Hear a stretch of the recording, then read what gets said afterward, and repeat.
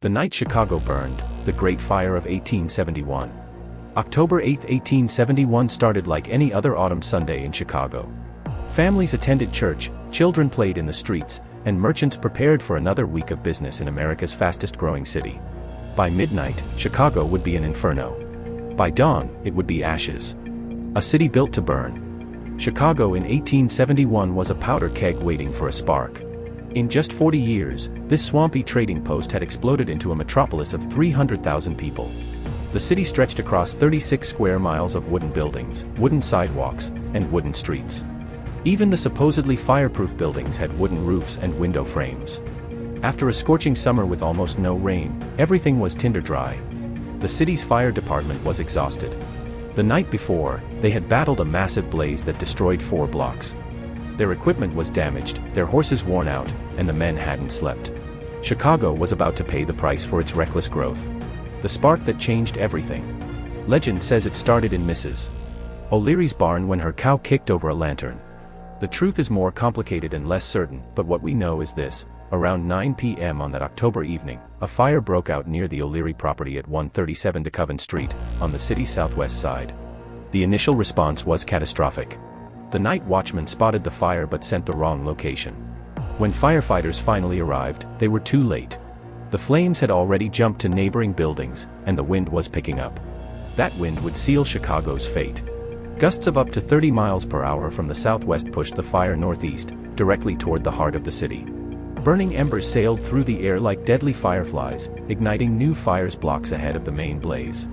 The fire was creating its own weather system, generating tornado-like winds that lifted entire roofs into the sky.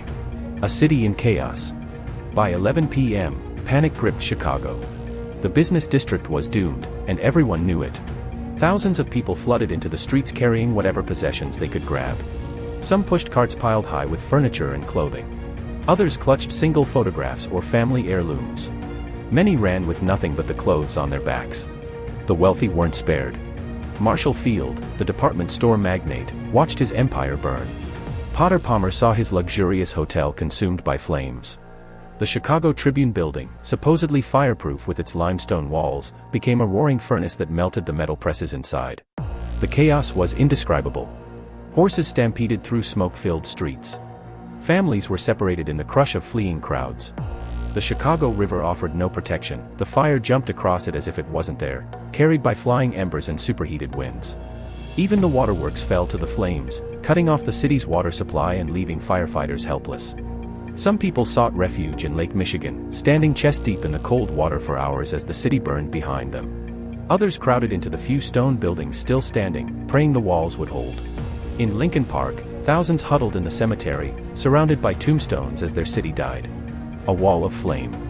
Witnesses described a wall of flame 100 feet high sweeping across the city at the speed of a man running. The heat was so intense it ignited buildings before the flames even touched them. Marble facades cracked and exploded. Iron beams twisted like taffy. The fire was so bright that people 60 miles away could read newspapers by its light. Joseph Medill, editor of the Chicago Tribune, later wrote, "The whole earth, or all that we saw of it, was a lurid yellowish red. Everywhere the deadly flames, devouring, roaring, leaping, changing, the fire demon from hell had the city in his grasp." For 36 hours, the fire burned out of control. It finally stopped on October 10th, not because firefighters defeated it, but because there was nothing left to burn and the wind shifted direction. The aftermath. When the smoke cleared, Chicago was devastated. More than 3 square miles of the city lay in ruins, over 17,000 buildings destroyed. Approximately 300 people died, though the true number was likely higher. 100,000 people, a third of the city's population, were homeless. The financial toll was staggering, $200 million in 1871 currency, equivalent to billions today. The city's entire business district was gone. Its government buildings were ashes. Its proud cultural institutions had vanished. But Chicago refused to die. Even while embers still smoldered, rebuilding began. "Chicago shall rise again," became the city's defiant motto. Within days, temporary structures appeared. Within weeks, construction crews were working around the clock. Within 2 years, the city had rebuilt itself, this time with stricter fire codes, brick and stone construction, and modern firefighting equipment. Legacy of the flames. The Great Chicago Fire became a turning point in American urban development. Cities across the nation updated their fire codes. Fireproof construction methods evolved. Professional fire departments modernized their equipment and training. The disaster proved that American cities couldn't continue their reckless, unplanned growth without consequences. Chicago itself emerged stronger. Architects flocked to the city, seeing opportunity in the blank slate. They created the Chicago School of Architecture, pioneering the skyscraper and modern urban design. The city that rose from the ashes became a center of innovation, commerce, and culture. As for Mrs. O'Leary and her infamous cow, they became scapegoats for a disaster caused by drought, poor planning, and bad luck. In 1997, more than a century later, the Chicago City Council officially exonerated them. The real culprit was never one cow or one lantern, it was a city that had grown too fast and learned its lessons too late. Today, the Chicago Fire Academy stands near where the fire began, a monument to the night that almost killed the city but instead forged it into the metropolis we know today.